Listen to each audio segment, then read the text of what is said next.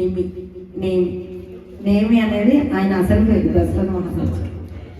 ఆయనకి దశరథుడు అని ఎలా పేరు వచ్చిందంటే ఆయన యొక్క రథం అన్ని దిశల్లో అంటే 10 దిశల్లో కూడా ఆయన రథం తెలుసుకోగలదు.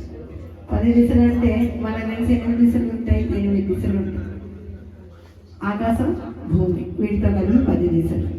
ఆయన రథం ఈ 10 దిశల్లో ఎక్కడికైనా వెళ్ళాలి.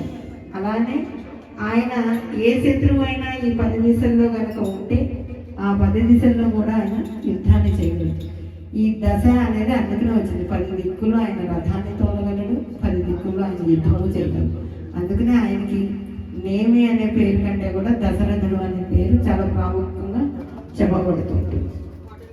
తండ్రి చనిపోయిన వెంటనే ఈయన కోసల రాజ్యానికి మహారాజు అయిన తర్వాత ముందుగా ఆయన కౌసల్యాదేవిని వివాహం చేసుకుంటారు.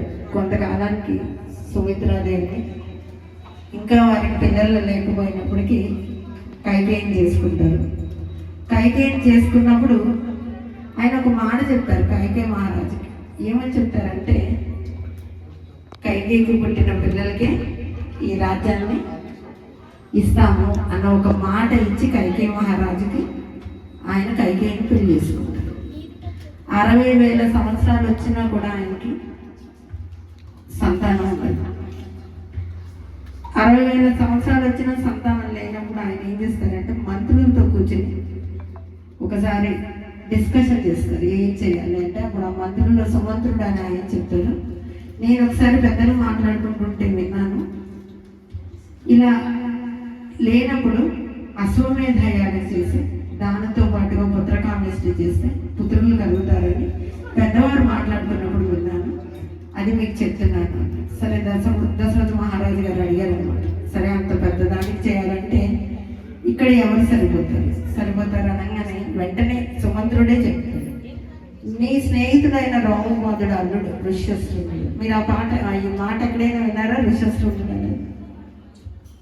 ఎంతమంది శృంగేరి వెళ్ళారు? ఆ శృంగేరి క్షేత్రానికి ఈ ఋష్యశృంగుడు ఈ మహాముని పేరునే ఆ శృంగేరి క్షేత్రం ఏర్పడింది. అది ఎంత పవిత్రమైనదంటే ఈ ఋష్యశృంగ మహాముని అక్కడ తపస్సు చేశారు. ఒకసారి ఆదిశంకరాచార్య వారు వెళ్తుంటే అక్కడ చూశారన్నమాట. ఒక కప్ప కడుగుతూ ఉంటే ఒక పాము వచ్చి పడగబట్టిందట. కప్ప పాము పరస్పర శత్రువులు ఎక్కడైనా మీరు చూస్తే. కానీ ఆ ప్రదేశం ఎంత మహిమాన్వితమైందంటే కడుగుతున్న కప్పకి పాము వచ్చి పడగబట్టిందట. అప్పుడు ఆయన కూర్చుని కొద్దిసేపు తపస్సు చేశారట ఆదిశంకరాచార్య. చేసినప్పుడు ఆయనకి ఆ తపస్సులో తెలిసింది ఏంటంటే ఈ ఋష్యశృంగ మహాముని అక్కడ తపస్సు చేశారంట. ఎప్పుడు త్రేతాయుగం, ఎప్పుడు ఆదిశంకరాచార్యులు, ఇప్పుడు ఆదిశంకరాచార్యులు. త్రేతాయుగం ద్వాపరయుగం అయిపోయింది, ఇది కలియుగం. అయినా కూడా ఆ మహత్యం ఆ ప్లేస్ని అలానే ఉంచింది. చూడండి, ఇప్పటికి కూడా శృంగేరి చూస్తారు, చాలా మంది వెళ్ళుంటారు. భారతీ తీర్థ మహాస్వామి వారు, ఇప్పుడు విధుశేఖర భారతి గారు, వీళ్ళందరూ ఉన్నారు. సో ఆ ప్లేస్కి ఈ ఋష్యశృంగ మహాముని అక్కడ తపస్సు చేసేవారు. ఆయన రోమపాదుడికి అల్లుడు అనమాట. వెళ్ళి అతన్ని తీసుకుని వస్తే ఆయన ఈ అశ్వమేధ యాగాన్ని, ఈ పుత్రకామేష్టి అనే దీన్ని రెండింటిని చేస్తారని చెప్తారు.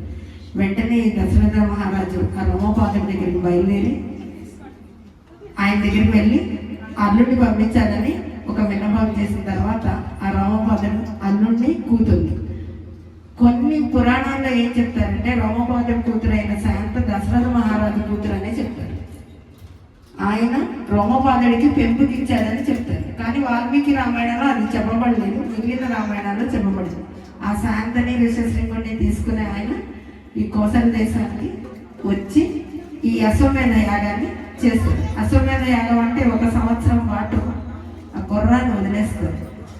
ఆ గుర్రం మొత్తం అశ్వాన్ని వదిలేసి అది ఎక్కడెక్కడ ప్లేసెస్ వెళ్తుందో దాన్ని అంతా జయించుకుని వస్తారు. సంవత్సరం తర్వాత ఆ అశ్వాన్ని మేధిస్తారు.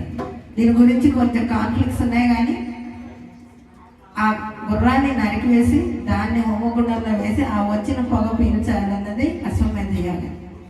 ఆ అశ్వమేధ యాగం చేసి వెంటనే పుత్రకామేష్టి చేస్తారు. పుత్రకామ ఇష్టి, అది యాక్చువల్ ఇష్టి అంటే యజ్ఞం అనమాట. పుత్రుల కోసం దశరథ మహారాజు యజ్ఞం చేస్తారు. అశ్వమేధ ఎందుకు చేశారంటే ఏ పాపం అతనికి అడ్డుపడుతుందో ఆ పాపాన్ని తొలగించడానికి అశ్వమేధ యాగం చేస్తారు.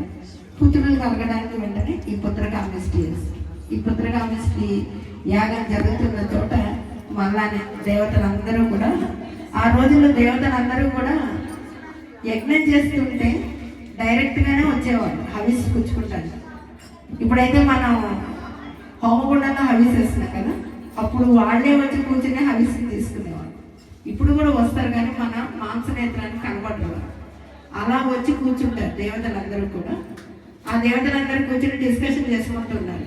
ఈ రావణాసుడు వల్ల పడే బాధలన్నీ కూడా చెప్పుకుంటున్నారట. ఈ లోపల బ్రహ్మగారు వచ్చారట. రాగానే వెంటనే ఆయన మొరబెట్టుకున్నారట, బాబు నీ వరకు నీ వరాలు ఇచ్చేసావు, మమ్మల్ని చాలా సతాయిస్తున్నాడు. గాలి అందంట వాయుదేవుడు. ఈయన ఎక్కడైతే వస్తే అక్కడ మెల్లగా వేచాలండి, పెద్దగా వేస్తే ఒప్పుకోడు. ఈయన సముద్ర తీరానికి షికారుకి వెళ్తే సముద్రం శబ్దం చేయకూడదంట.